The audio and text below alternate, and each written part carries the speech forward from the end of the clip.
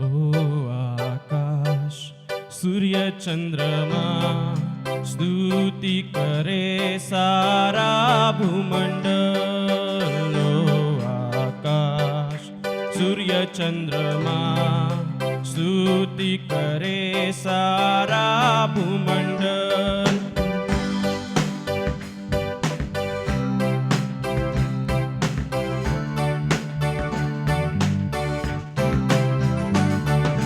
यीशु ने तुझसे प्रेम किया, तेरे लिए अपना प्राण दिया। यीशु ने तुझसे प्रेम किया, तेरे लिए अपना प्राण दिया। नरक से आत्मा को बचा लिया, नरक से आत्मा को बचा लिया। अनंत जीवन सबको दिया। ओ आकाश सूर्य चंद्रमा स्तुति करे सारा भूमंडल। ओ आकाश सूर्य चंद्रमा स्तुति करे सारा भूमंडल। अनुग्रहकारी प्रिय यीशु धर्मी होकर वो दुख सहा। अनुग्रहकारी प्रिय यीशु धर्मी होकर वो दुख सहा।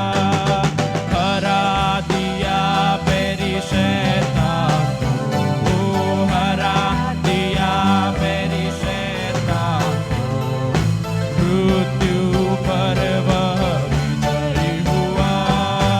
ओ आकाश सूर्य चंद्रमा स्तुति करे सारा भूमंडल।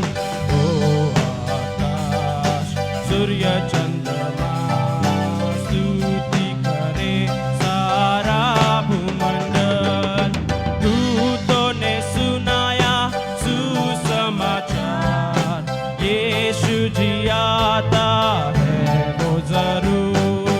दूतों ने सुनाया सुसमाचार, यीशु जी आता है वो जरूर। बाजे बजाते जय जयकार, बाजे बजाते जय जयकार। यीशु हमारा राजा महान। ओ आकाश सूर्य चंद्रमा स्तुति करे सारा भूमंडल। ओ आकाश सूर्य चंद्रमा स्तुति करे सारा भूमंडल। दूतों ने सुनाया सुसमाचार, यीशु जी आता है वो जरूर। हो दूतों ने सुनाया सुसमाचार, यीशु जी आता है वो जरूर। बाजे बजाते जय जयकार, बाजे बजाते जय जयकार। यीशु हमारा राजा महान। ओ आकाश सूर्य चंद्रमा स्तुति करे सारा भूमंडल। ओ आकाश सूर्य चंद्रमा स्तुति करे सारा भूमंडल। ओ आकाश सूर्य चंद्रमा स्तुति करे सारा भूमंडल। ओ आकाश सूर्य चंद्रमा स्तुति करे सारा भूमंडल।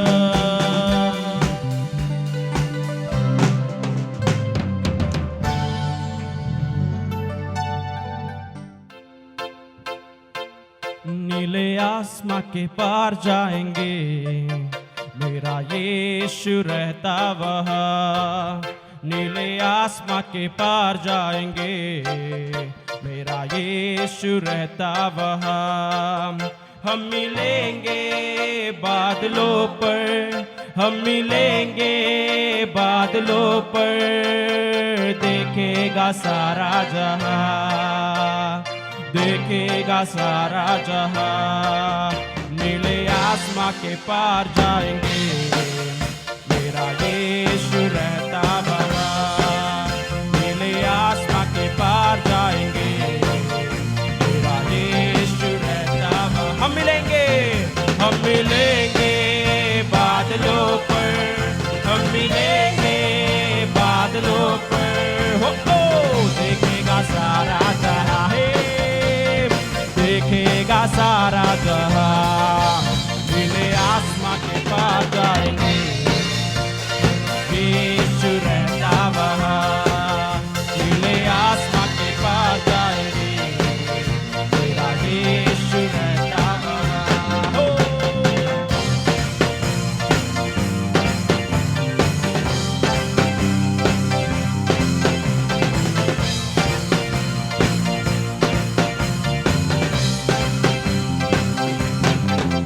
उसका कोई भी वादा न होता अधूरा, हर एक वादा उसका होता है पूरा। उसका कोई भी वादा, उसका कोई भी वादा न होता अधूरा, हर एक वादा उसका होता है पूरा। उसका कोई भी वादा, उसके आने का वादा भी होगा पूरा, देखेगा सारा जहां। हो आने का वादा भी होगा पूरा, देखेगा सारा जहां। हम मिलेंगे बादलों पर, हम मिलेंगे बादलों पर, देखेगा सारा जहां, देखेगा सारा जहां। नीले आसमां के पार जाएंगे, यीशु रहता वहाँ। नीले आसमां के पार जाएंगे, मेरा यीशु रहता वहाँ।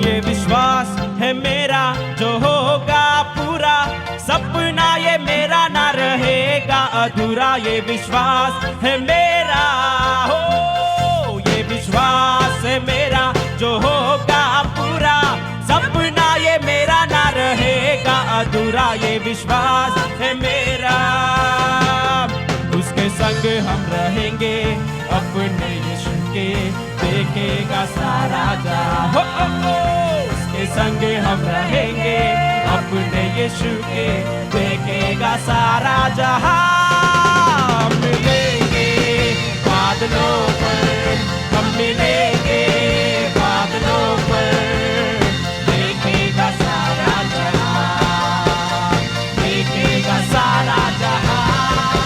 नीले आसमां के पार जाएंगे, मेरा यीशु रहता वहाँ। ओ नीले आसमां के पार जाएंगे, मेरा यीशु रहता वहाँ। हम मिलेंगे बादलों पर, हम मिलेंगे बादलों पर, देखेगा सारा जहां, देखेगा सारा जहां। बोलो नीले आसमां के पार जाएंगे, मेरा यीशु रहता वहाँ। नीले आसमां के पार जाएंगे, मेरा यीशु रहता वहाँ। ये विश्वास है मेरा जो होगा पूरा, सपना ये मेरा ना रहेगा अधूरा। ये विश्वास है मेरा, ये विश्वास है मेरा जो होगा पूरा, सपना ये मेरा ना रहेगा अधूरा। ये विश्वास है मेरा, ये विश्वास है मेरा जो होगा पूरा, सपना ये मेरा ना रहेगा अधूरा। ये विश्वास है मेरा, ये विश्वास है मेरा जो होगा पूरा, सपना ये मेरा ना रहेगा अधूरा। ये विश्वास है मेरा।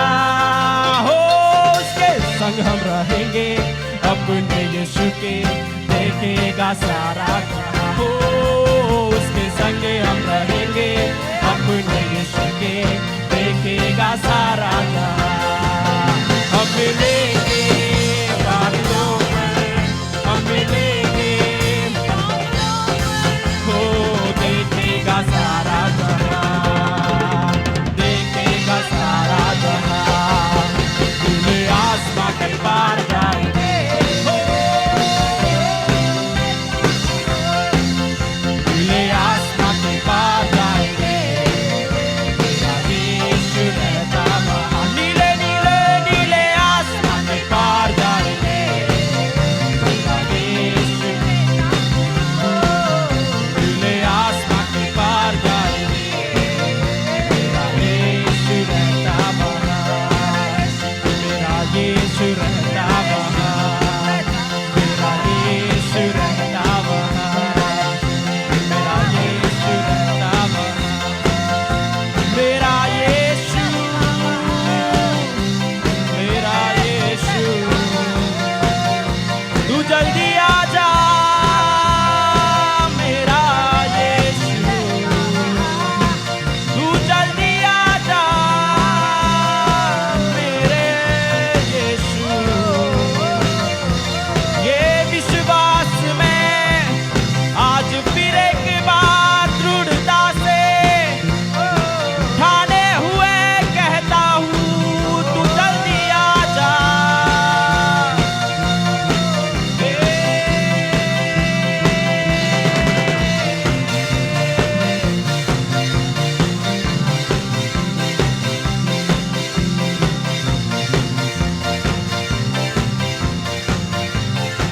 प्रेमी यीशु का चेहरा जब देखूंगा, कष्टों मुसीबत में भूल जाऊंगा। प्रेमी यीशु का चेहरा जब देखूंगा, कष्टों मुसीबत में भूल जाऊंगा। प्रेमी यीशु का चेहरा जब देखूंगा, कष्टों मुसीबत में भूल जाऊंगा। प्रेमी यीशु का चेहरा जब देखूंगा, कष्टों मुसीबत में भूल जाऊंगा। गाए प्रेमी यीशु का चेहरा जब देखूंगा, कष्टों मुसीबत में भूल जाऊंगा। प्रेमी यीशु का चेहरा जब देखूंगा, कष्टों मुसीबत में भूल जाऊंगा।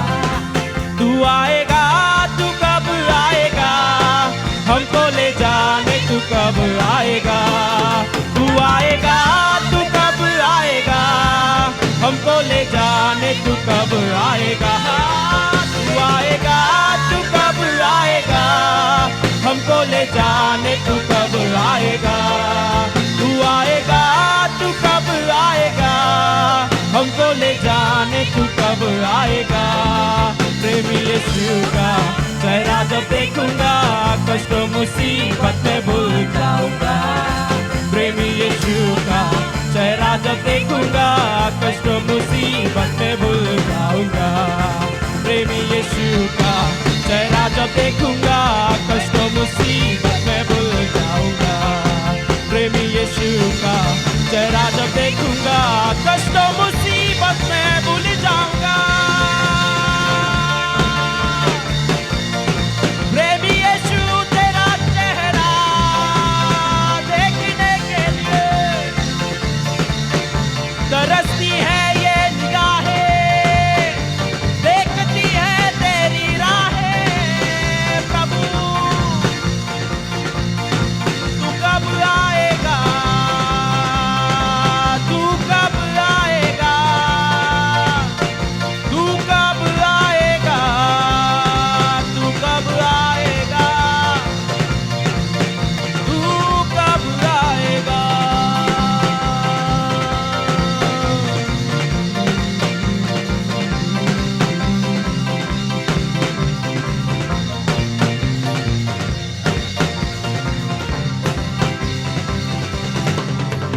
तेरे आगमन के लिए तैयार होते हैं हम।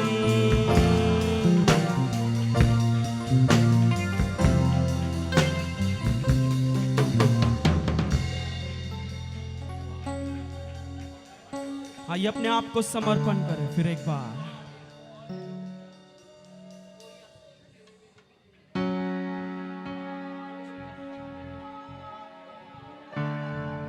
फिर एक बार उसके अभिषेक से, फिर एक बार उसकी सामर्थ से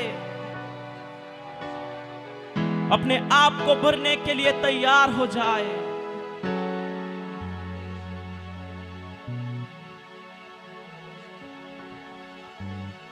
अंतिम दिनों के अभिषेक सारे लोगों के ऊपर तू भेज। कटनी का है ये समय, पवित्र आत्मा से भर दे हमें। अंतिम दिनों के अभिषेक सारे लोगों के ऊपर तू भेज। कटनी का है ये समय, पवित्र आत्मा से भर दे हमें। अग्नि समान उतरा, अग्नि जीप के समान ठहर जा। झोंका तूफान का लेके आ, नदी आत्मा की हम पर बहा। अग्नि समान उतरा, अग्नि जीप के समान ठहर जा। झोंका तूफान का लेके आ, नदी आत्मा की हम पर बहा। सूखी हड्डियों की तराई में बड़ी सेना को चलते देखूं। अधिकार की वाणी तू भेज, पवित्र आत्मा में नबुवत करूं। सूखी हड्डियों की तराई में बड़ी सेना को चलते देखूं। अधिकार की वाणी तू भेज, पवित्र आत्मा में नबुवत करूं। अग्नि समान उतरा, अग्नि जीप के समान ठहर जा। झोंका तूफान का लेके आ, नदी आत्मा की हम पर बहा। अग्नि समान उतरा, अग्नि जीप के समान ठहर जा। झोंका तूफान का लेके आ, नदी आत्मा की हम पर बहा। सीने पर्वत की चोटी पर मैं अग्नि ज्वाला को जलते देखूं। इज़राइल के है खुदा, वही अग्नि को हम पर तू भेजा। सीने पर्वत की चोटी पर मैं अग्नि ज्वाला को जलते देखूं। इज़राइल के है वो छुटकारे की, वही अग्नि को हम पर तू भेज। अग्नि समान उतरा, अग्नि जीप के समान ठहर जा। झोंका तूफान का लेके आ, नदी आत्मा की हम पर बहा। अग्नि समान उतरा, अग्नि जीप के समान ठहर जा। झोंका तूफान का लेके आ, नदी आत्मा की हम पर बहा। करमल पर्वत की प्रार्थना में छोटे बादल को उठते देखूं। आहाब जैसे का पाम, वही अग्नि को हम पर तू भेज। करमल पर्वत की प्रार्थना में छोटे बादल को उठते देखूं। आहाब जैसे का पाम, वही अग्नि को फिर से तू भेज। अग्नि समान उतरा, अग्नि जीप के समान ठहर जा। झोंका तूफान का लेके आ, नदी आत्मा की हम पर बहा। अग्नि समान उतरा, अग्नि जीप के समान ठहर जा। झोंका तूफान का लेके आ, नदी आत्मा की हम पर बहा। अंतिम दिनों के अभिषेक सारे लोगों के ऊपर तू भेज। कटनी का है ये समय, पवित्र आत्मा से भर दे हमें। हो अंतिम दिनों के अभिषेक सारे लोगों के ऊपर तू भेज। कटनी का है ये समय, पवित्र आत्मा से भर दे हमें। अग्नि समान उतरा, अग्नि जीप के समान ठहर जा। झोंका तूफान का लेके आ, नदी आत्मा की हम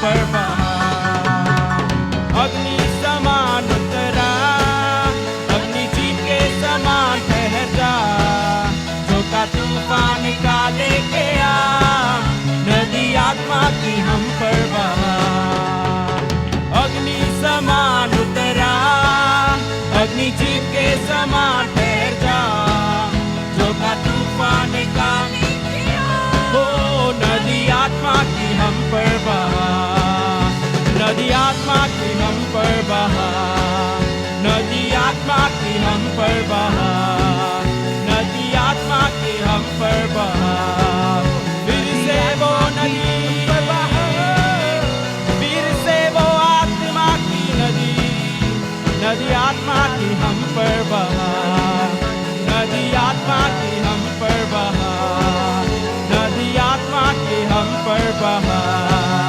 नदी आत्मा की हम पर बहा, नदी आत्मा की हम पर बहा, नदी आत्मा की हम पर बहा, शराना ना दारा दो रे ने नरना ना ना नारा दे रे, सेरा ना ना ना दो दारा सबरा ला दो ला के ला ने, शियाला माना के दारा बांधे रवो तो से आला बांधारा ना कोला बाशे बेजा ना मांगो, सियाला ला बांधारा ना खारा ना मासाना ना मांदेरा दियाला ला बाशाला कोटा रे ना मामा, दियाला बाला कोलो लो साला मना लो लो सिवेरा ना मना कोशी केरा ना मोतो, दियाला ला मांदो रो बोंदेरा मांदेरा ना मांदेरा ना मांदेरा ना माशाला ना ना माला ला बाना ना माकाला ना माला बाना बो, शेले बेरा ना मामा कोरो नो नो नो नो नो नो नो साबाना बाला ला ला बांदे,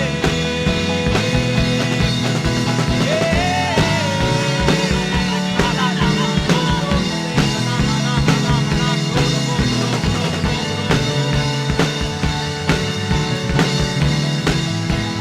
ये ले मानो ना मना ना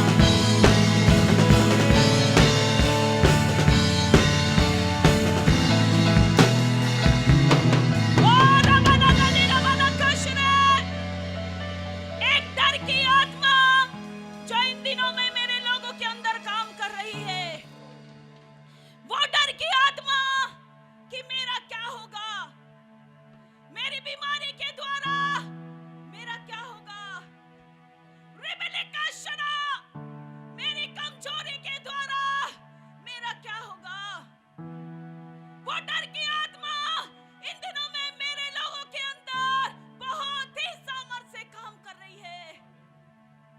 मेरे लोगों, क्या तेरी बीमारी के लिए मैंने कलवरी क्रूस पे अपना लहू नहीं बहाया?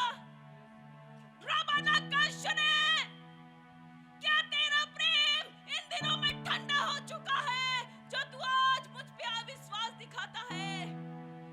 शक का तेरा सृष्टिकर्ता परमेश्वर मैं हूँ और मैं वो सामर्थ रखता हूँ कि तुझे छुड़ा सकूं। डर को मत जगह दे मेरे बच्चे, अगर तुम डर को जगह दोगे तो वो तुम्हें अंदर से खोखला बना देगा। तुम में से कोई किसी के साथ शेयर नहीं करता, लेकिन मैं देखता हूँ एक भयानक डर की शक्ति मेरे लोगों में काम करती है। मेरे लोगों, प्रार्थना जीवन में आगे बढ़ो, घुटने टेको, मेरे वचन को पढ़ो, जिससे तुम्हें हिम्मत आएगी। मेरे बच्चों, उस डर को अपने अंदर से निकाल दो, क्योंकि मैंने तुम्हें धैर्य का आत्मा दिया है, डर का नहीं। ये याद रखना कि मैं तेरा सृष्टिकर्ता हूँ।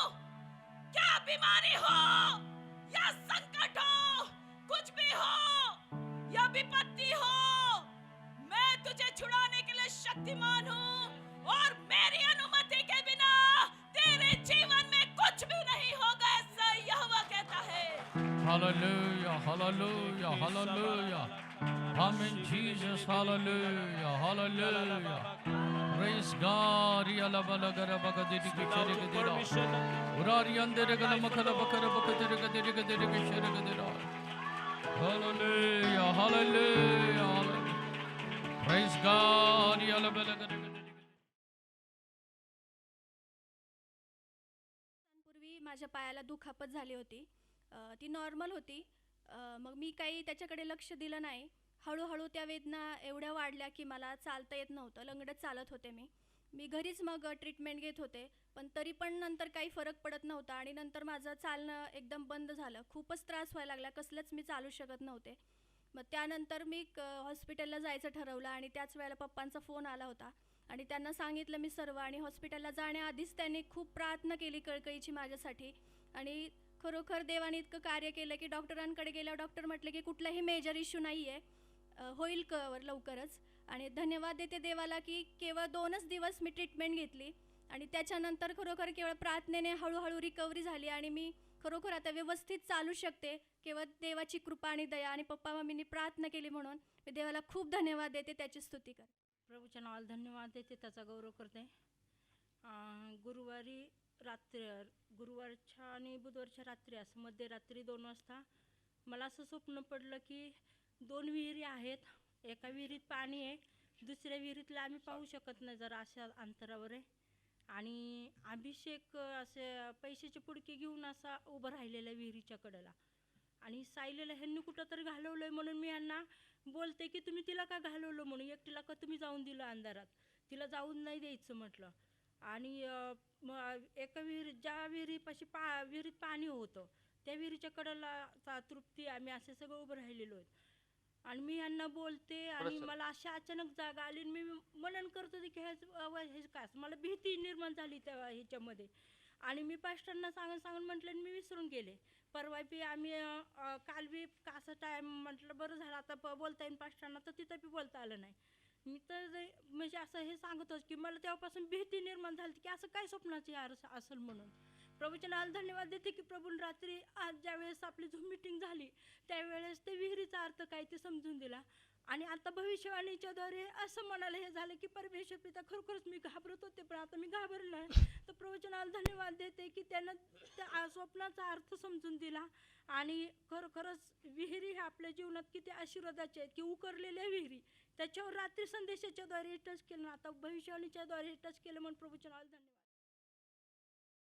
इफिसियों की पत्री उसके 5वां अध्याय और वचन 15, 16, 17. Ephesians chapter 5 verse 14, 15, 16 and 17. म्हणून अज्ञानासारखी नव्हे तर ज्ञानासारखे स्वभावात नजर ठेवून जपून चाला, वेळेचा सदुपयोग करा, कारण दिवस वाईट आहे. म्हणून तुम्ही मूर्खासारखे होऊ नका, तर प्रभूची इच्छा काय आहे हे समजून घ्या.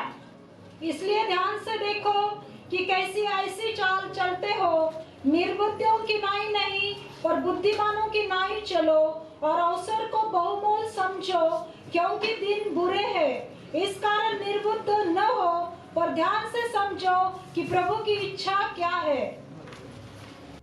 प्रभु का धन्यवाद हो जो हमने पढ़ा है वचन. इस वचन में हमें बाइबल ये एक चेतावनी दे रही है कि कोई भी निर्बुद्धि न बने, अज्ञान बनू नका, अज्ञानी बनू नका. दिमाग खाली उसे अज्ञान कहते. तर निर्बुद्धी कोणी बनू नका.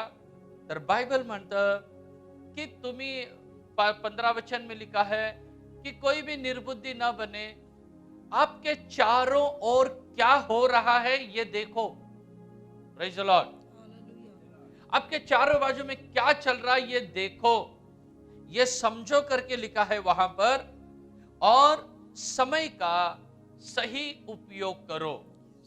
जो समय परमेश्वर ने हमें दिया है इस समय को सही उपयोग करो. और आपके इर्द गिर्द आजू बाजू में क्या हो रहा है ये ठीक से देखो और अपने आप को समझ लो. और दिन बुरे हैं इसीलिए अभी अज्ञान के जैसे तुम मत बनो करके ये प्रभु का वचन हमें बताता है. तो प्यारे भाइयों बहनों, आज हमें क्या करना है? आज हमें हमारे आजू बाजू में क्या हो रहा है इसे देखना है. हमारे आजू बाजू में कहने से आपके घर के आजू बाजू में क्या हो रहा है उसके बारे में नहीं बोल रहा हूं मैं, कि हमारे पूरे विश्व में, पूरे संसार में, पूरी दुनिया में आज क्या चल रहा है, इसको हमें देखना है।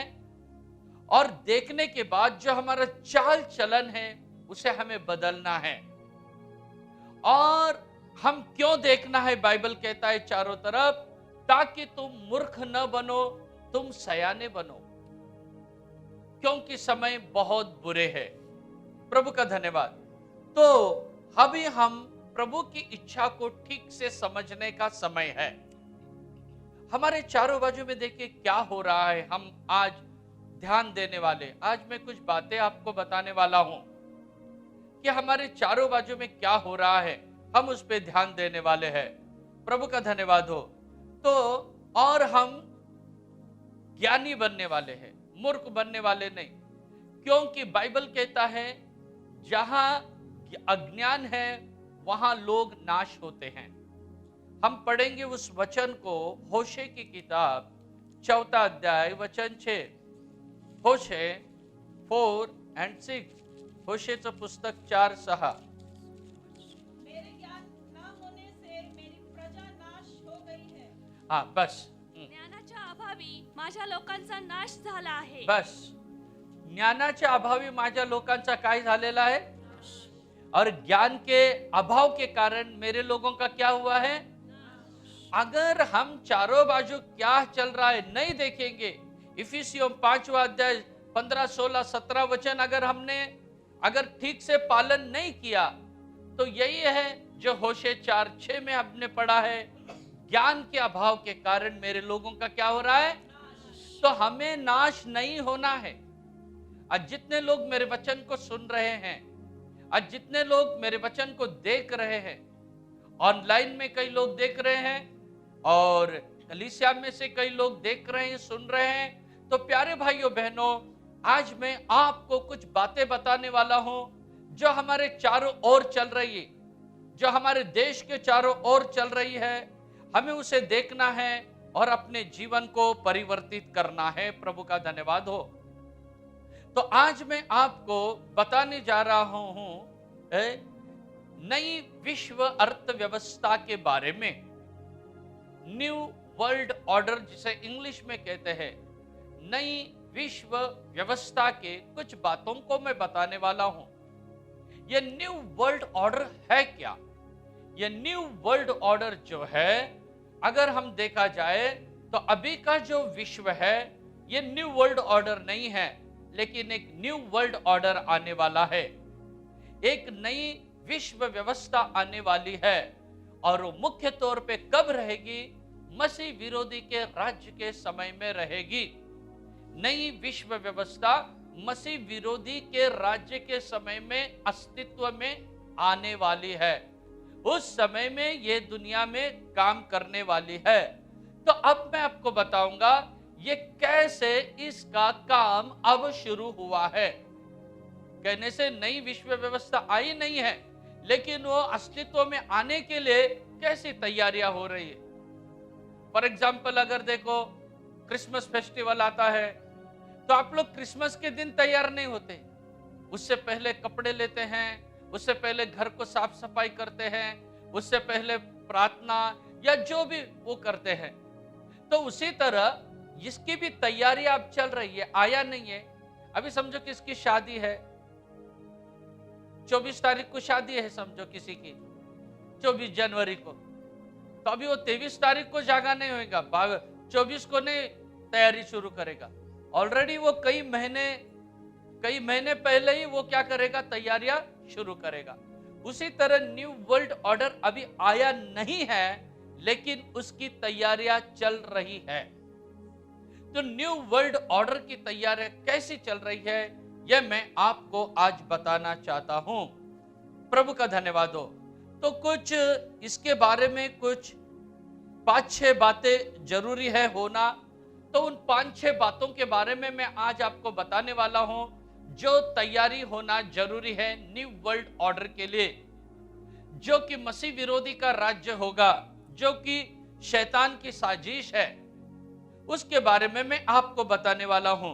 तो न्यू वर्ल्ड ऑर्डर आने के लिए क्या क्या होना जरूरी है। तो सबसे पहले मैं बताऊंगा, सबसे पहले पॉपुलेशन कंट्रोल होना है। ये न्यू वर्ल्ड ऑर्डर वालों का जो प्लान है, उनका एजेंडा है। तो सबसे पहले वो पॉपुलेशन कंट्रोल होना है, जिसे हम डीपॉपुलेशन भी कहते हैं। कहने से जनसंख्या को घटाना, आबादी को घटाना, लोगों की गिनती को घटाना, पहले लोक संख्या कम करना, पॉपुलेशन कम करना, ये न्यू वर्ल्ड ऑर्डर का सबसे पहला उनके एजेंडे में का पहला बात यह है, डीपॉपुलेशन और पॉपुलेशन कंट्रोल। जो लोक संख्या है उस पे अंकुश लगाओ, आबादी की बढ़ती को रोक लगाओ, ऐसा उन लोगों का ये है। तो इसके लिए इन लोगों का एजेंडा में यह है कि इनको सिर्फ 500 मिलियन लोग चाहिए। 500 मिलियन लोग कहने से 50 करोड़। पूरा दुनिया में कितने लोग चाहिए? सिर्फ 50 करोड़। मैं ये सब क्यों बता रहा हूं? क्योंकि वचन हमने पढ़ा, आजू बाजू क्या चल रहा है ध्यान दो। अगर जिसको नॉलेज नहीं है वो नाश होगा करके वो भी हमने पढ़ लिया, तो हमको मालूम पड़ना चाहिए दुनिया में क्या हो रहा है, इसलिए बता रहा हूं। तो 50 करोड़ की जनसंख्या इनको चाहिए, 500 मिलियन पीपल सिर्फ चाहिए। तो आज अगर हम दुनिया की आबादी को देखने गए तो 770 करोड़ के आसपास पहुंच गया है आज की दुनिया की आबादी। 770 करोड़ के आसपास पहुंच गया है आज पॉपुलेशन। फिर इतने पॉपुलेशन में से इनको क्या करना है? सिर्फ कितना करोड़ रखना है इनको? 50 करोड़। फिर 50 करोड़ ही हमको चाहिए, तो फिर ये बाकी के लोगों को क्या करना चाहिए? पॉपुलेशन को तो रोकना चाहिए, और बाकी के जो लोग एक्सेस है या ज्यादा है, इन लोगों को क्या करना चाहिए? खत्म करना चाहिए। फिर इनको खत्म कैसे करना चाहिए? तो फिर अभी यही उनका साजिश है, वार, लड़ाई वो करवाना। तो वो तो क्या हो जाता है, बातचीत करके वापस रुक जाता है। कई बार उन्होंने लड़ाई करने के लिए लगाने की कोशिश की, लेकिन वो सक्सेस नहीं हुआ।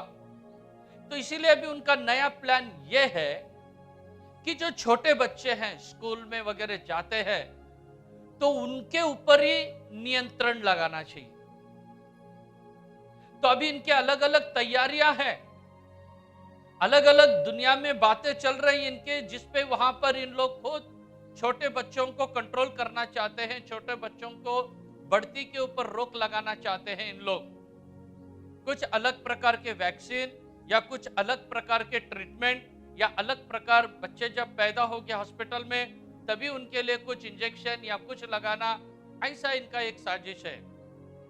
और अगली इनकी साजिश ऐसी है कि जो लड़का लड़की जो जवान बच्चे हैं, तो जो प्रजनन शक्ति होती है उस प्रजनन शक्ति को ही रोक लगा दिया जाए।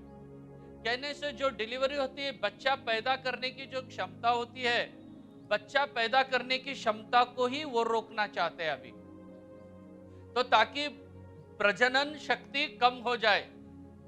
तो इसीलिए ये उनका एक तरीका है अभी।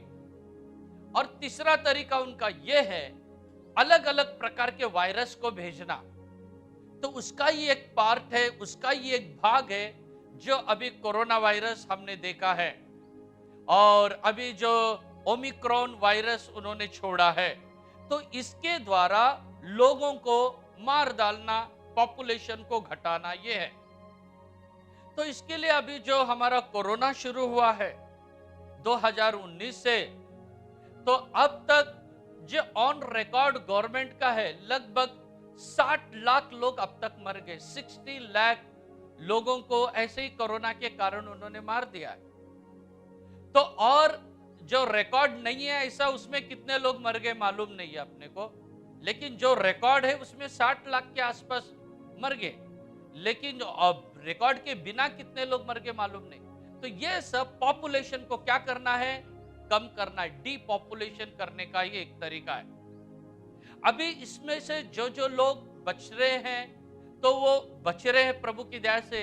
लेकिन आने वाले कुछ दिनों में इनका प्लान ऐसा है, अंडरग्राउंड सिटी बना रहे हैं इन लोग। अंडरग्राउंड सिटी कहने से पृथ्वी के नीचे 3-3, 4-4 मंजिल के इमारत बना रहे हैं। कई देशों में हुआ है, हमारे भारत देश में अभी तक नहीं हुआ है। तो कुछ कुछ देशों में 5-5, 6-6 हजार ऐसे जो जमीन के नीचे के बंकर उन्होंने बना लिया है कि आने वाले दिन में और भी खतरनाक गैस उन लोग छोड़ने वाले हैं। और उसके बाद में उन्होंने बना लिया है ऐसे घर, और उस अंडरग्राउंड सिटी में वो जाके रहेंगे। और अंडरग्राउंड सिटी में उन्होंने ये भी बनाया है, कम से कम 5 से 6 महीना उनको खाना पीना सारी सुविधा मिल जाएगी, ऐसी उन्होंने तैयारी बनाया है। और 2-3 कंपनियां भी आगे आए हैं जो ऐसे अंडरग्राउंड सिटी वालों को लगने वाली सारी सुविधा देते हैं। ऐसे संस्था भी अभी आगे आए हैं। तो ऐसे संस्था, अभी एक ऐसा समय आ रहा है, कैसे भी पॉपुलेशन को क्या करना है, कंट्रोल करना है। न्यू वर्ल्ड ऑर्डर जब अस्तित्व में आएगा, उनको ज्यादा लोग इसमें रखना नहीं है। तो हमें यह सब सीखना जरूरी है, क्योंकि प्रभु का वचन में क्या देखे, चारों ओर तुम्हारे क्या चल रहा है। वही इफिस 5 में हमने अभी पढ़े हैं कि 15, 16, 17 में कि हमें तैयारी करना है, आजू बाजू में क्या हो रहा है हमें जान लेना बहुत जरूरी है। प्रभु का धन्यवाद। तो इनका पहला है डीपॉपुलेशन या पॉपुलेशन कंट्रोल, और इनका दूसरा एजेंडा क्या है, तो न्यू वर्ल्ड ऑर्डर जब आएगा, शैतान का राज्य इस धरती पर आएगा, मसीह विरोधी का राज्य जब इस धरती पर आएगा, तो उनको एक ही धर्म चाहिए। जो अभी 17 धर्म है, 17 धर्म रहने वाले नहीं है, एक ही धर्म रहेगा। उसे कहते हैं one world religion. One world religion मतलब सारे दुनिया में एक ही धर्म रहने वाला है। अभी देखते हैं हिंदू धर्म है, मुस्लिम धर्म है, क्रिश्चियन धर्म है, अलग अलग धर्म है। तो ये सारे धर्म आने वाले दिन में बंद करना, और न्यू वर्ल्ड ऑर्डर में, नई विश्व व्यवस्था में सिर्फ कितना धर्म रहने वाला है, एक ही धर्म रहेगा। और वो धर्म में एक देवता भी रहेगा। वो धर्म में कौन रहेगा, एक उनका देवता भी रहेगा, और उस देवता का नाम है मसीह विरोधी, एंटी क्राइस्ट।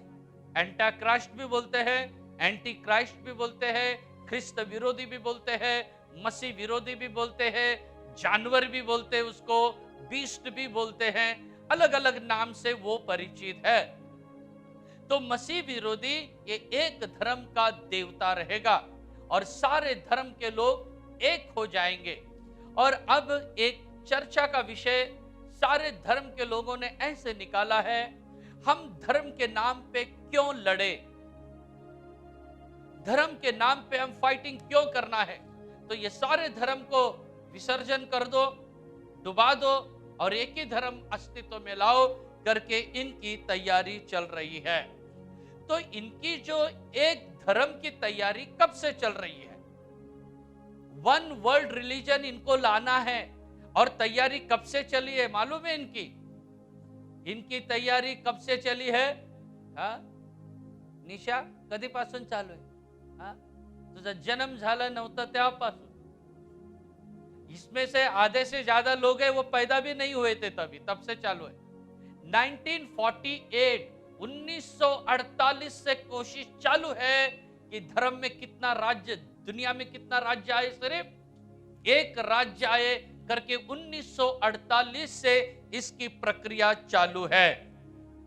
तो अभी इसमें से मैं आपको केवल 1-2 बात जो हमारे समय में हुआ है एक धर्म को अस्तित्व में लाने के लिए, उसके बारे में मैं बताता हूं। तो ये सारे धर्म को एक बनाने के लिए एक संस्था अस्तित्व में आई है, एक ऑर्गेनाइजेशन आया है। उस ऑर्गेनाइजेशन का नाम है WCC। WCC कहने से वर्ल्ड चर्च काउंसिल। तो ये वर्ल्ड चर्च काउंसिल अब क्या कर रहा है, सारे दुनिया को एक कर रहा है। तो इसके जो अध्यक्ष है उसका नाम है जॉन बेनेडिक्ट, और इसका जो सेक्रेटरी है उसका नाम है सैमुएल कोबिया। तो ये जॉन बेनेडिक्ट अध्यक्ष प्रेसिडेंट और सेक्रेटरी सैमुएल कोबिया, तो इन लोग बहुत ही ज्यादा कोशिश कर रहे हैं कि हमको एक धर्म लाना ही है। तो इसके लिए 20 जनवरी 2008 में जेनेवा में एक सारे धर्म के लोगों का 4 दिन का कन्वेंशन हुआ। 4 दिन का कब हुआ? 20 जनवरी 2008 में। 20 जनवरी 2008 में इनके 4 दिन के कन्वेंशन हुए और उसमें इन्होंने निर्णय लिया। सब धर्म के थे उसमें, हर एक धर्म के लोग उसमें थे और उन्होंने इसमें निर्णय लिया। ये कहां हुई इनकी मीटिंग? इनकी मीटिंग जेनेवा में हुई। जेनेवा जो देश का नाम है, उस जेनेवा देश में इन्होंने मीटिंग किया कि हमको क्या चाहिए अभी? सिर्फ एक धर्म। तो मैं आपको यह बताना चाहता हूं कि परमेश्वर का वचन कैसे पूर्णता की ओर जा रहा है। सारे दुनिया में चिन्ह दिखाई दे रहे हैं यीशु के आगमन के, तो हमें उसके लिए अभी तैयारी करना है। प्रभु का धन्यवाद हो।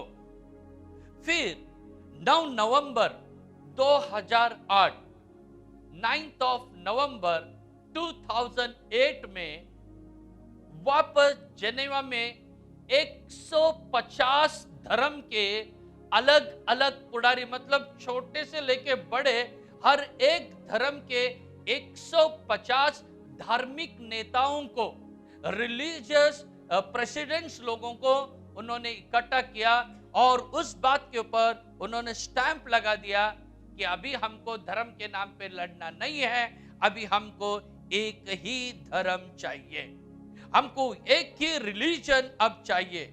इसे कहते हैं यूनाइटेड ग्लोबल रिलीजियस एंटाइटी।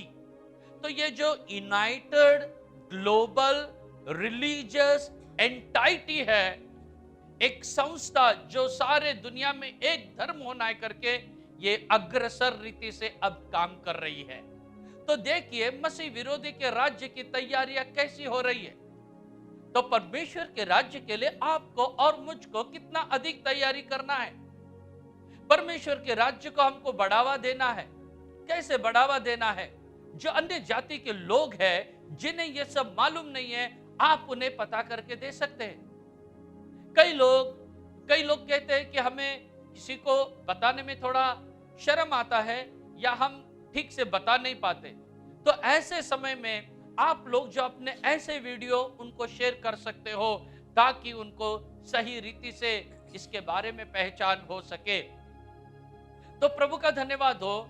आज हमारे इस YouTube का और जो हमारी वॉइस रिकॉर्डिंग का बहुत ही अच्छे रीति से असर हो रहा है, बहुत ही, क्योंकि इसके अंदर की जो बातें सुनकर कई लोग अब पूरे आगे आ रहे हैं।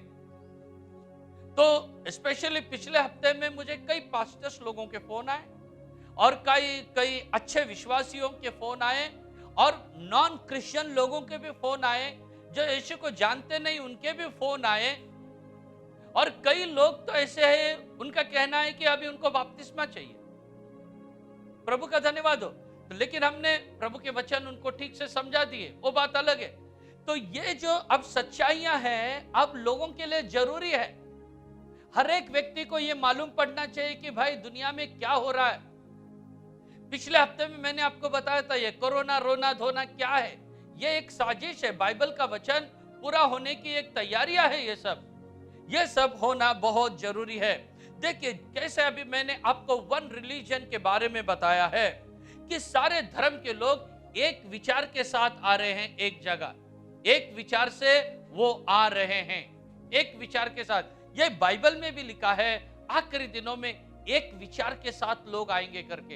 हम प्रकाशित वाक्य में पढ़ेंगे उसको, book of Revelation chapter 17 and verse 13। प्रकाशित वाक्य उसके 17 अध्याय के 13 वचन। ते एक विचाराचे आहेत आणि ते आपले सामर्थ्य व अधिकार शपथाला देतात। हाँ, ये सब एक मन होंगे। ये सब एक मन होंगे। ये कौन है? यही है ये सब जो अलग अलग देश के जो धार्मिक पुजारी है, मसीह विरोधी के राज्य को लाने की साजिश कर रहे हैं। ये सब एक होंगे। और वे अपनी अपनी सामर्थ्य और अधिकार उस पशु को देंगे। वो पशु कौन है? वो मसीह विरोधी है।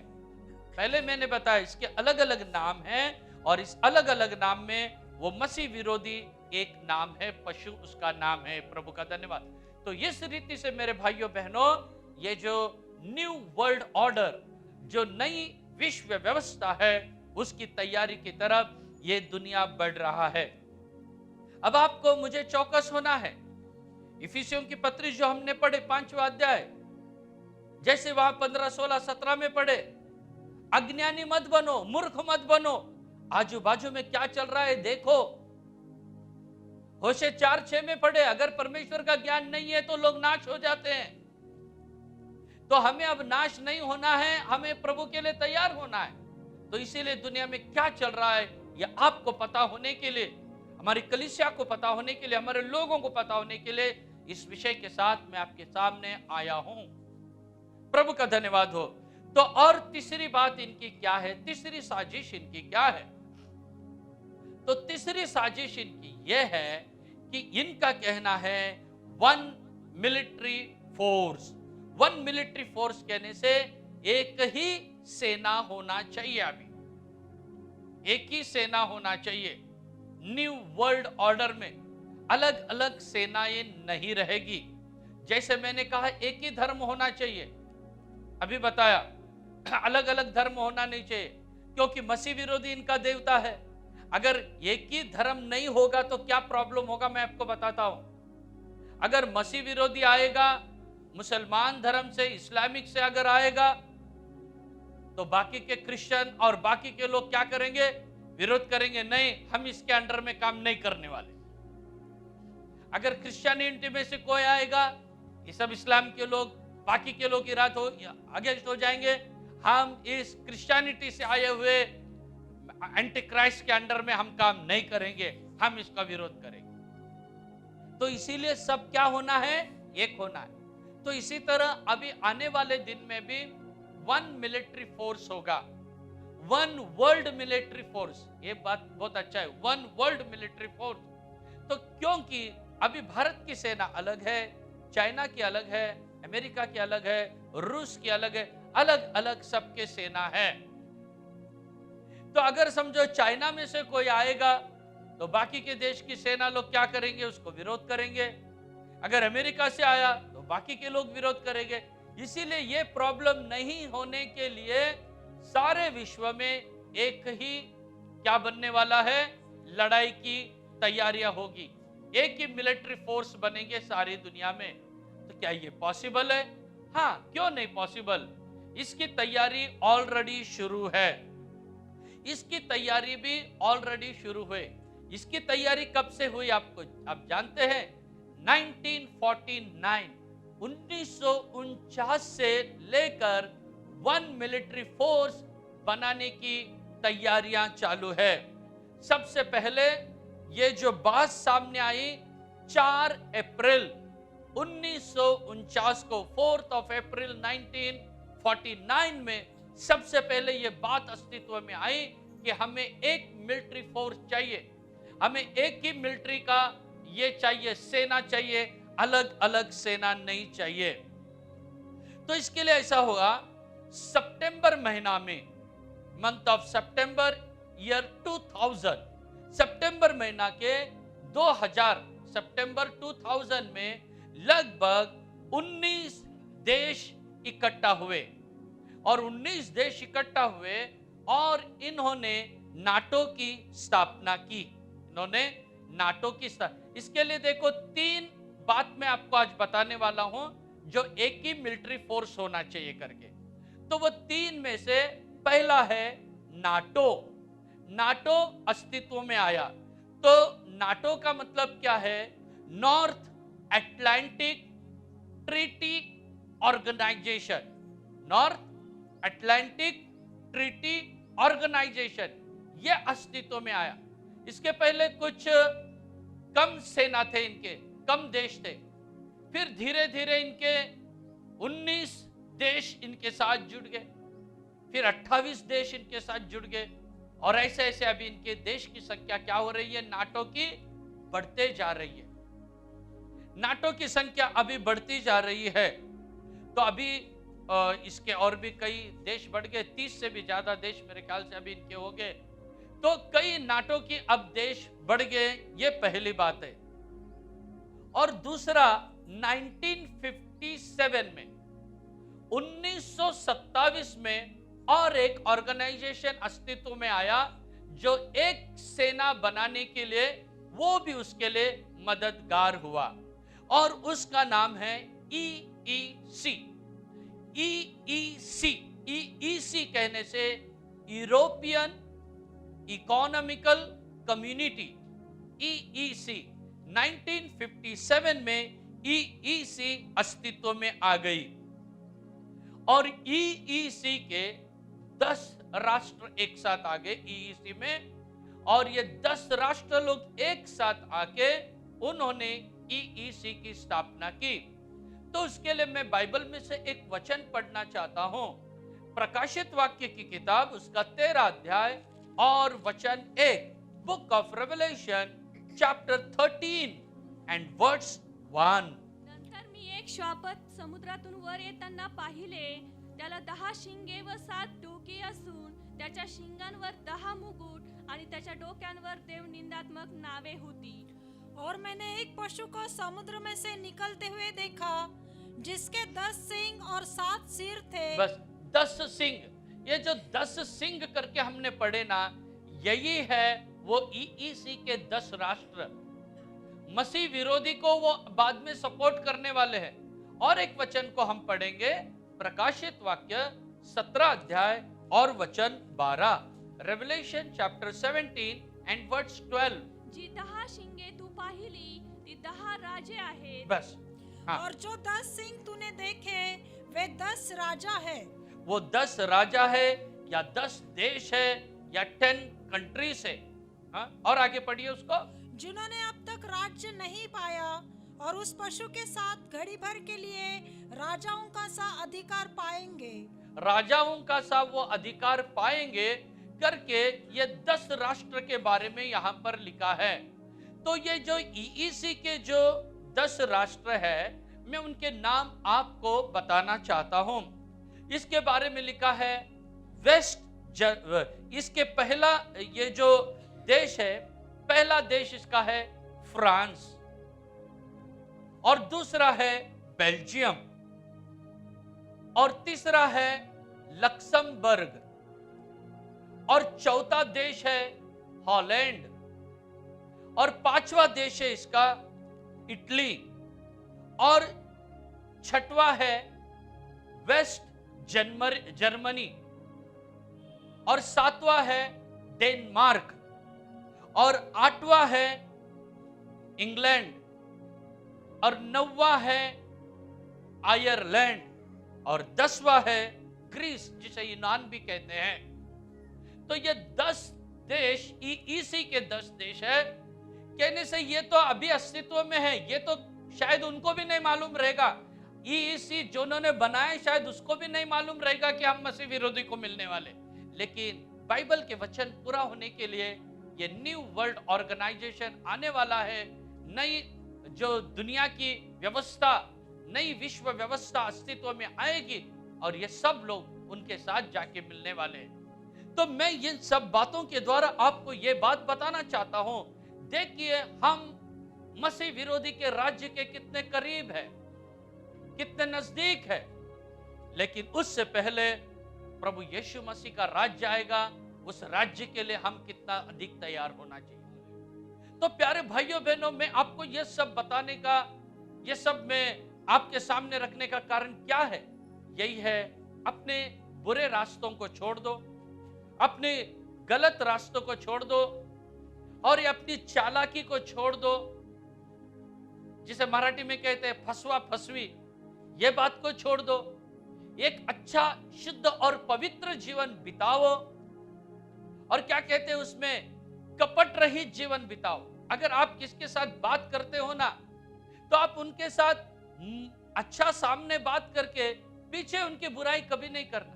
ऐसे लोग कभी भी प्रभु के राज्य में नहीं जाएंगे, जो सामने कहते हैं कैसा है, बड़ा है, और पीछे जाके उनकी बुराई करते। ऐसे अगर आत्मा आपके अंदर है, या आपके खानदान में है, या आपके पुरखाओं से आ रही है, तो आज यीशु के नाम से प्रार्थना करो और उस आत्मा से छुटकारा पा लो।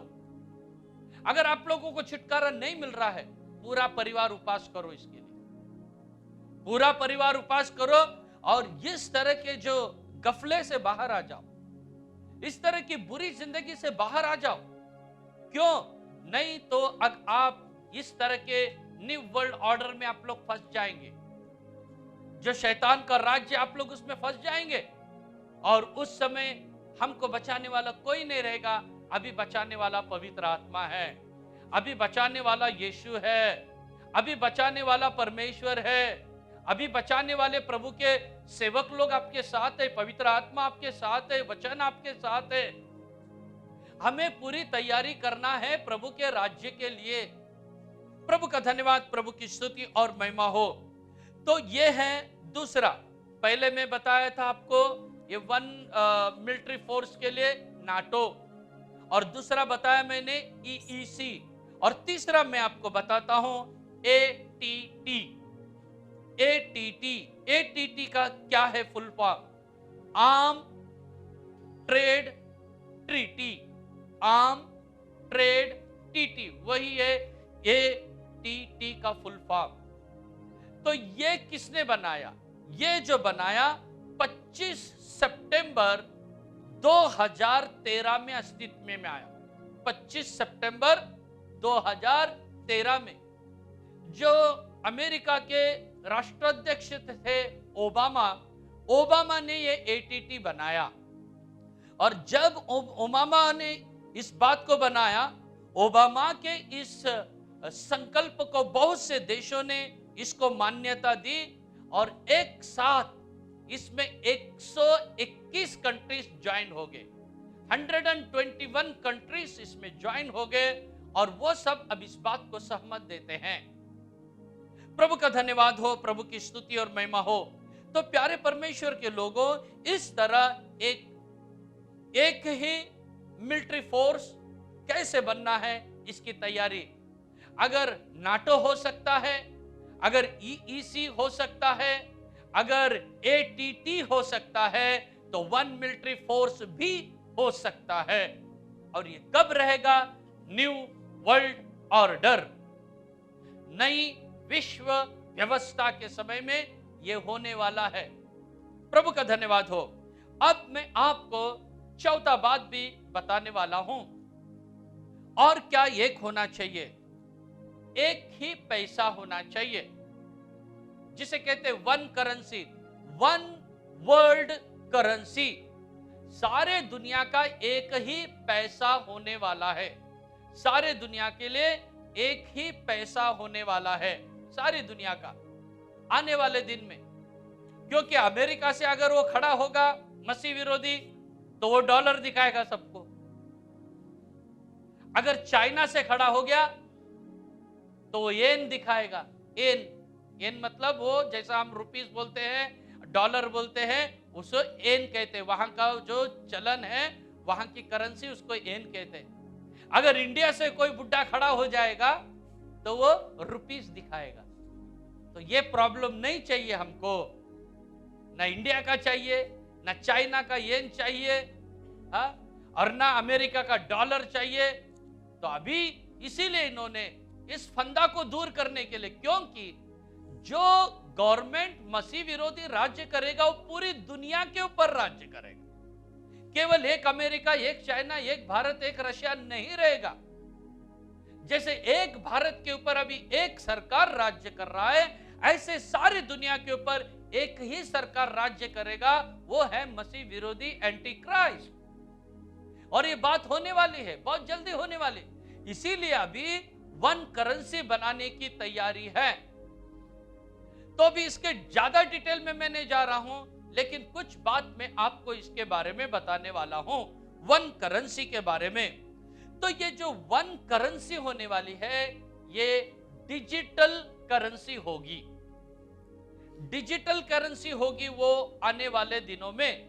जो पिछले सप्ताह में मैंने आपको बताया था, प्रकाशित वाक्य 13 अध्याय से जो 16 से 18 हमने पिछले हफ्ते में पढ़े थे कि 666 के नंबर के बिना कोई खरीद नहीं सकता है और कोई बेच भी नहीं सकता है।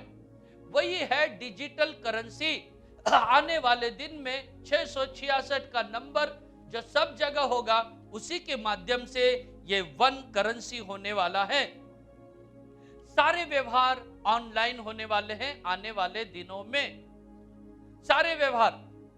और जो हमारे जो देश के नेता लोग हैं, वो भी इस बात को बहुत अच्छा जानते हैं, बहुत अच्छा उनको पता है, हमारे देश के नेताओं को कि भी ये सब होने वाला है करके। केवल हमारे देश के नेता नहीं, दुनिया में जितने देश के नेता हैं जो फ्रंट लाइन में हैं, उन सबको मालूम है ये होने वाला है करके, सबको मालूम है। अरे अगर 2008 में 150 देश के लोग अपने धार्मिक नेताओं को भेज रहे जाओ 2008 में, तो अभी तक क्या सोए हैं क्या सब लोग? नहीं, आप और मैं सोए हैं। तो इसीलिए वहां पर क्या लिखा है देखो, इफिसियों की पत्री 5वां अध्याय का 14 वचन में लिखा है, अभी कोई सो मत, अभी जाग जाओ, आता झोपो नका जागे वा। पढ़ो उस वचन को, 5 का 14 इफिसियों की किताब। इस कारण वह कहता है, हे सोने वाले जाग, हे सोने वाले जाग, हे मसीह लोग जाग। उनको सबको मालूम है, अभी आपको और मुझे मालूम करके लेने की बात है कि ऐसे ऐसी बात होने वाली है। हाँ, और मुर्दों में से जी उठ। मुर्दों में से जो तू बोल रहा है मैं जिंदा हूं लेकिन है मरा, अभी जिंदे हो जाओ तुम, प्रभु का धन्यवाद हो। मेलेल्या तुम उठ, अभी हमें मरे हुए अनुभव से जिंदा होना है, हमें अभी जागने की घड़ी आ गई है प्यारे भाइयों बहनों।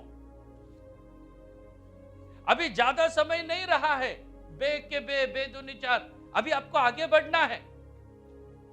अब ज्यादा समय नहीं है, अभी प्रेम का सुसमाचार आपने सुना है, विश्वास का सुसमाचार आपने सुना है, सच्चाई का सुसमाचार आपने सुना है, बपतिस्मा का सच्चा सुसमाचार आपने सुना है। अभी ये आखिरी दिनों का सुसमाचार भी आपको सुनना जरूरी है। आपने बहुत अच्छा काम किया, जिस दिन आपने उद्धार का सुसमाचार सुना, आपने उद्धार को प्राप्त किया, अच्छा काम किया। जिस दिन आपने बपतिस्मा का प्रचार सुना, आपने विश्वास किया और बपतिस्मा ले लिया, आपने अच्छा काम किया। अभी जो उद्धार का जो दूसरा है, गॉस्पेल ऑफ सैल्वेशन पहला एंड गॉस्पेल ऑफ परफेक्शन दूसरा। गॉस्पेल ऑफ सैल्वेशन आपको मिल गया है और अब मैं जो बता रहा हूं गॉस्पेल ऑफ परफेक्शन आपको बता रहा हूं, मैं पूर्णता का सुसमाचार बता रहा हूं। अभी आपको सारे घिनौने काम, गंदे बात को दूर करना है, पाप और पाप के बातों को दूर करना है और मसीह में आपको पूरा होना है, पूर्ण होना है। You have to achieve the fullness of Christ.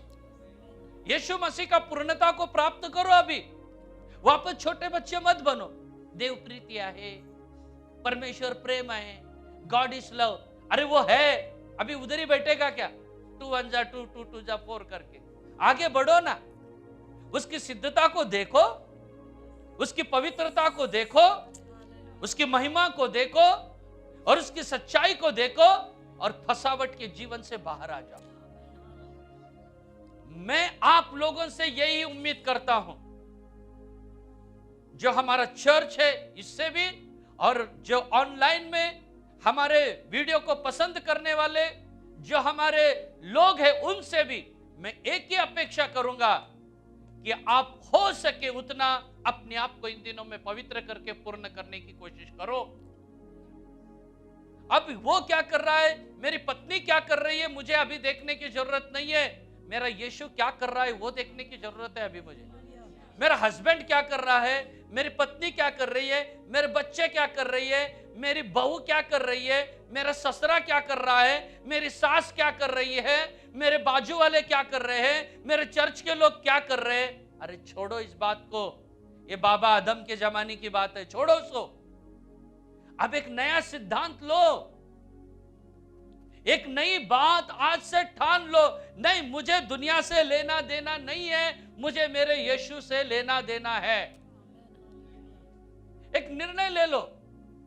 बहुत से बार हम सुनते समय तो बहुत जागरूक रहते हैं, लेकिन जैसे मंदिर से बाहर निकल जाते हैं वापस दुनिया की बातें आ जाती है, वापस फंसाने वाली बातें आ जाती है। हमारे मुंह से निकलने वाले शब्द, हमारे कान पे आने वाले शब्द, हमारे मन में जो क्रिएट होने वाले विचार वापस हमको इस राज्य में ढकलने के लिए तैयार हो जाते हैं। तो इसलिए मैं आपको चौकस करना चाहता हूं कि तैयार हो जाइए। देखो दुनिया कहां से कहां जा रहा है, और हम केवल वही, हाँ माझं तारण झालं, हाँ मैंने बपतिस्मा लिया, हाँ मैं क्रिश्चियन हूं, हाँ मैं विश्वासी हूं, नहीं चलेगा काम। आगे बढ़ना है आपको। आप जिधर है वहां मत रहो, आगे बढ़ो। कौन क्या कर रहा है, कौन क्या बोल रहा है, बाइबल कहता है मेरे दास के जैसा अंधा कौन है और मेरे दास के जैसा बहरा कौन है। मेरे दास के जैसा बहरा वही है जो गंदी बातों को सुनकर भी नहीं सुना करता है। लोग निंदा कर रहे, बोल रहे हैं कुछ, और मैं कुछ एक्शन ही, जोसेफ मेरे विरोध में बोल रहा है उधर, लेकिन मैं मेरा काम कर रहा हूं। मतलब जोसेफ मेरे विरोध में बोल रहा है लेकिन मैं बहरा बन गया हूं, मुझे वो सुन के भी नहीं सुनने के जैसा। हालेलुया। मेरे दास के जैसा अंधा कौन है? मेरे दास के जैसा अंधा वही है जो देखता भी है और ऐसा गंदी बात है देख के भी नहीं देखे जैसा वो दूसरी ओर देख के आगे चले जाता है। वही है प्रभु के रियल अंधे और प्रभु ने बनाए हुए बहरे वही है। तो अभी हमें गूंगा भी बनना है, जो नहीं बोलना वो मत बोलो। प्रभु का धन्यवाद। उस समय आप मुक्का बनो, गूंगा बनो, नहीं आता बोलने, एक्टिंग करो चलेगा, लेकिन प्रभु के राज्य में जाने की तुम पूरी ठान लो, निश्चय कर लो पूरा प्रभु के राज्य में जाने का। ये हमें पता नहीं है ये मैसेज आप और कितना दिन सुन सकोगे और कितना प्रभु बार बार बार बार सुनाएगा, हमको मालूम नहीं है, पता नहीं है, लेकिन हमें अब पूरा प्रभु की ओर नजर लगा के आगे बढ़ना है। परमेश्वर के लोगों, प्रभु के लोगों आगे बढ़ो। प्रभु का धन्यवाद। प्रभु की ओर अपने लक्ष्य को केंद्रित करके हमें आगे बढ़ना है। यही बात को अभी मैं बता रहा था। वन करेंसी, वन करेंसी के बारे में बताने के लिए मेरे पास बहुत कुछ है। अभी देखिए डेबिट कार्ड, क्रेडिट कार्ड, ये सब क्या ऑनलाइन सिस्टम में आ जाएंगे सब। आपका जो अभी ये जो डेबिट कार्ड, क्रेडिट कार्ड है वो कितने डिजिट है उसमें? 16 है। कितने? 16 अंकी है ना, 16 अंकी, 16 डिजिट है उसमें। लेकिन अभी ये सब बंद होने वाले हैं। आपका जो डेबिट कार्ड में कितना 16 अंक है, घर में जाके देखो खोल के, तो आने वाले दिन में वो 18 बनने वाले हैं। क्यों 18? 6, 6 और 6, 6 और 6 12, 12 और 6 18, 18 डिजिट, मतलब 3 6, 666 उधर भी आने वाला है। और जो एटीएम कार्ड में जाके अभी पैसा निकालते हैं ना, टैक टैक काटलं, खिंचलं, काटलं, है ना, ये सब बंद होने वाले हैं सिस्टम। अभी एटीएम मशीन भी अलग टाइप के बनने वाले हैं। इतने बड़े बड़े नहीं रहेंगे, अभी इंसान के जैसे रहते हैं ना, वो इतने बड़े बड़े भी नहीं रहने वाले।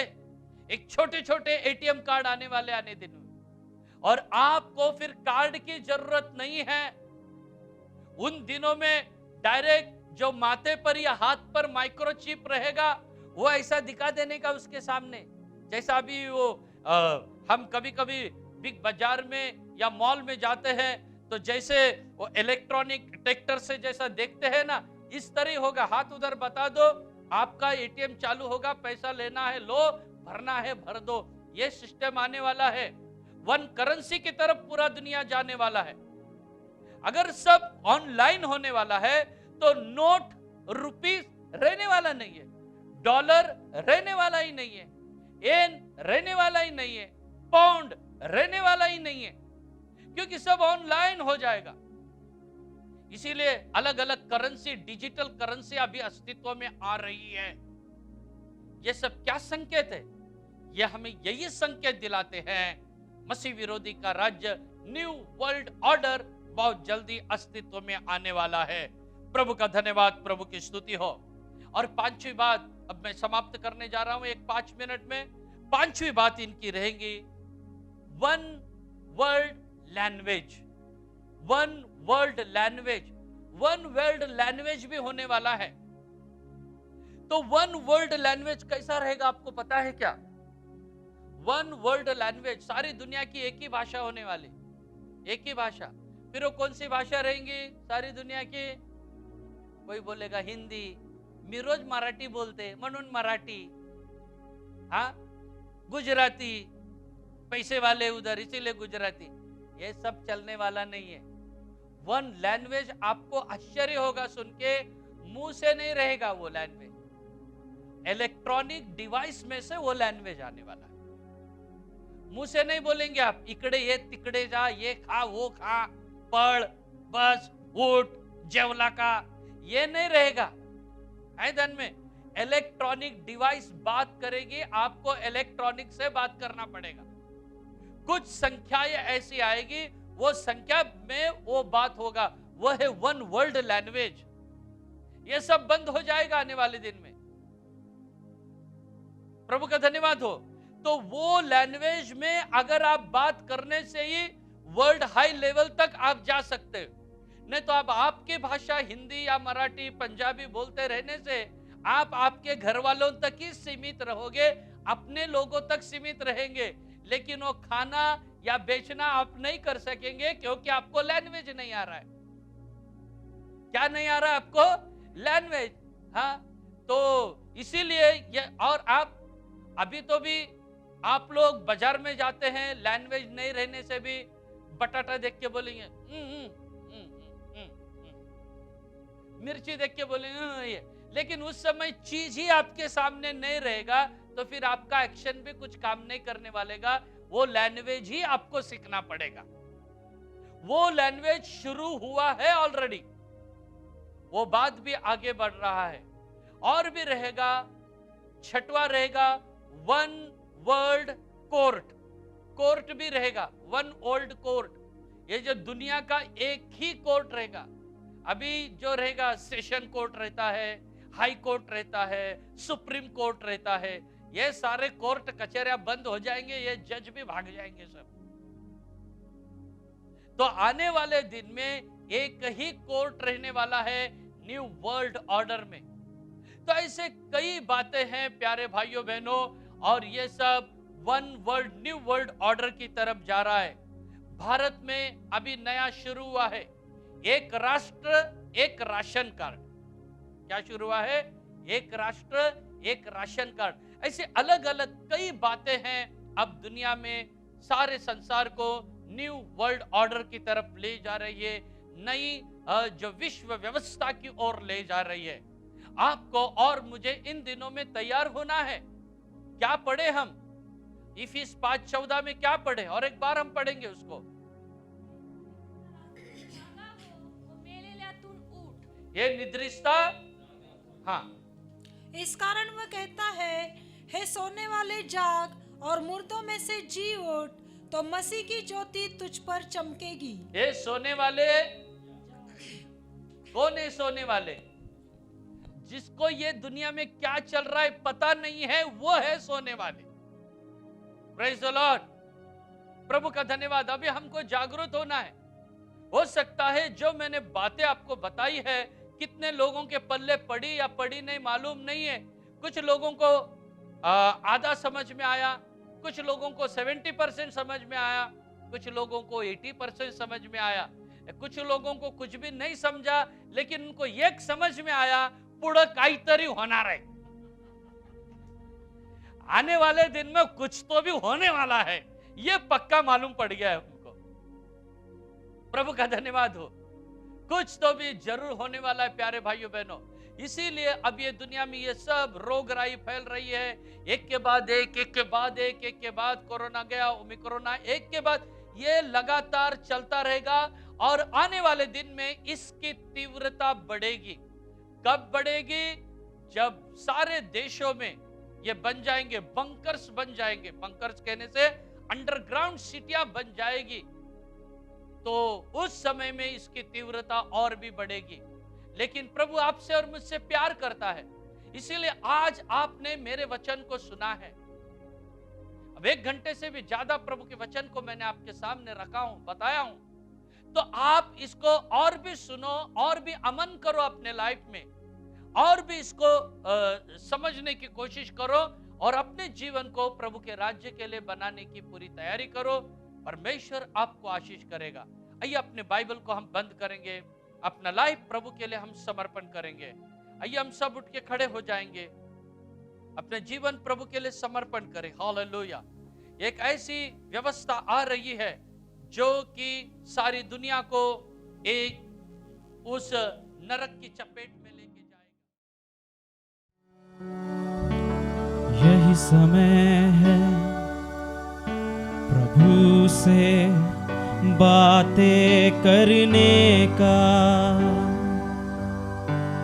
यही समय है यीशु से विनती करने का। प्रभु यही समय है, यही समय है आराधना स्तुति करने का, यही समय है यीशु से प्रार्थना करने का।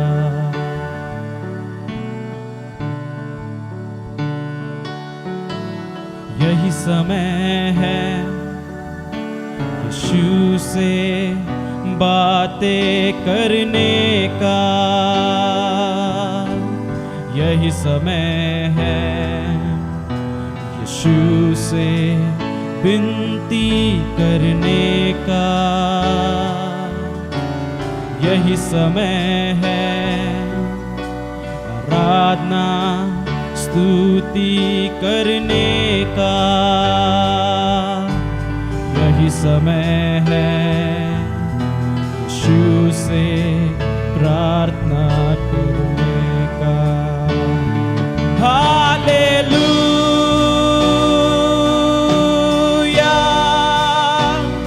हालेलुया,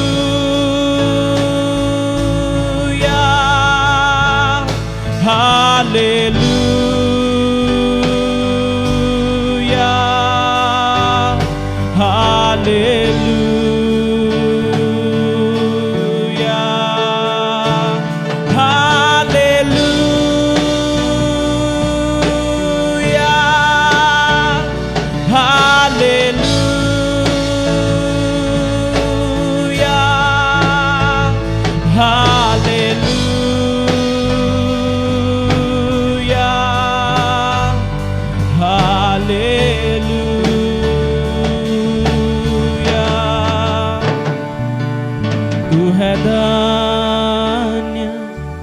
तू है धन्य प्रभु महान, तू पवित्र है, तू है यीशु सच्चा खुदा, तू है दाता, तू है दाता दिल की पुकार, परमेश्वर तू है मालिक सच्चा खुदा। यही समय है प्रभु से बातें करने का, यही समय है अपने आप को शुद्ध करने का, यही समय है उसके राज्य के लिए तैयार होने का, यही समय है यीशु से विनती करने का। ये अपने हाथों को उठा के हालेलुया,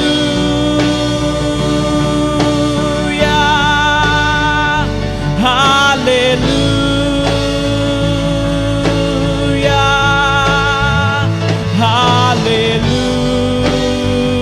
हालेलुया,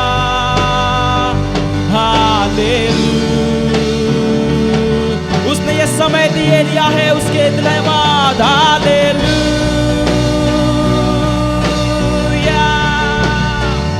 हालेलुया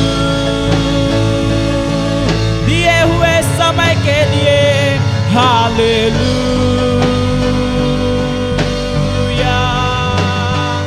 हालेलुया और एक बार हालेलुया हालेलुया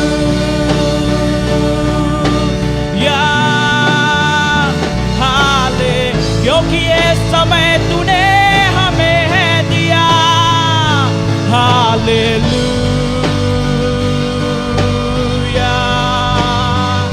हालेलुया उसने हमारे पास अपना वचन भेजा है हालेलुया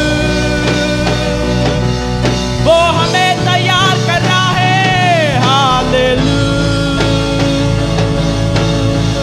ओ हालेलुया हालेलुया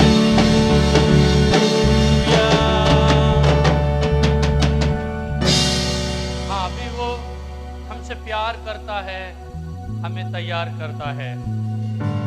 यही समय है प्रार्थना करने का। जब प्रार्थना करेंगे, प्यारे प्रभु धन्यवाद करते प्रभु जी, आज भी आत्मा और सच्चाई में तेरी आराधना करने के लिए तूने हम सबको इकट्ठा किया, इसलिए हम धन्यवाद करते प्रभु जी। शुरू से तेरी पवित्र उपस्थिति हमारे बीच में पाया गया।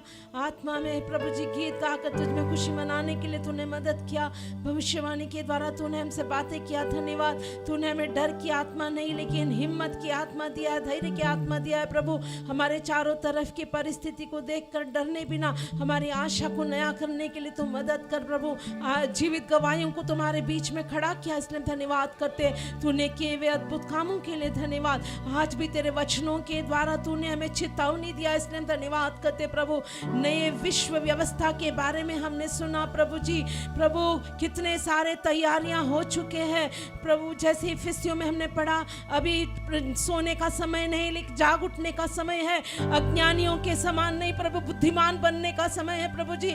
इसलिए अपने आप को प्रभु तेरे राज्य के लिए तैयार होने के लिए हमें हमारे सारे प्रिय लोगों को मदद कर प्रभु जी। हालेलुया। मूर्खों के समान नहीं, बुद्धिमान बनने के लिए मदद कर प्रभु जी। हालेलुया। धन्यवाद प्रभु। हमें हमारे स्वभाव में इन दिनों में एक बड़ा बदलाहट होने दे प्रभु जी। कुछ भी देखने से प्रभु अंधे के समान, तेरे दास के समान बहरा कौन, तेरे दास के समान गूंगा कौन, ऐसे प्रभु जी तेरे दास के समान प्रभु जी हमें मदद कर, हमें कृपा दे प्रभु। तेरी कृपा में चाहिए प्रभु। पवित्र आत्मा के एक भारी अभिषेक हम पर उंडेल प्रभु जी, ताकि तेरे लिए हम पवित्र जीवन बिता सके और तेरे राज्य के लिए हम तैयार हो सके और अनेकों को तैयार भी कर सके प्रभु जी। दिया हुआ अवसर के लिए धन्यवाद। हमें तूने चेतावनी दिया, इसलिए धन्यवाद करते प्रभु। वचन बोलने के लिए तेरे दास को भी दिया हुआ कृपा के लिए धन्यवाद। लाए हुए सारे प्रिय लोगों के लिए धन्यवाद प्रभु। वापसी यात्रा में हर एक के साथ रहे। तेरे आगमन के लिए हम सबको तैयार रख, यीशु के नाम से मांगते हैं। now may the grace of our Lord Savior Jesus Christ, love of the Father, and sweet fellowship of the anointing of Holy Spirit rest and abide with us all, now and until Jesus comes in His glory. Hallelujah.